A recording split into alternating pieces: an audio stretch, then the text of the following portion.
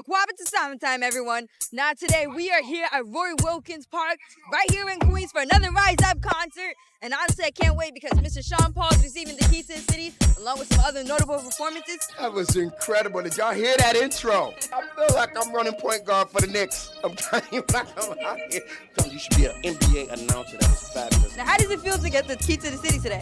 It's amazing to be recognized by the entire city as such an important city. The secret to my longevity is people. People, people, people. So this is not a singular journey. If there's anything that you would want to see happen for Ghana, what would it be? I'd say for it to flourish and for it to be known as a well-stable, beautiful, peaceful country. And I would love to see you in Ghana too. Like one of our biggest festivals we have there is Afrofuture, which I was able to cover.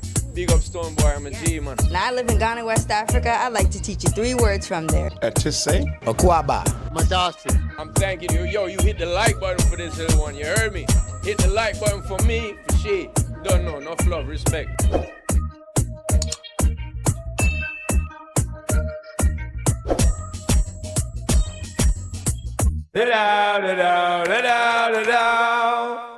I don't see you again.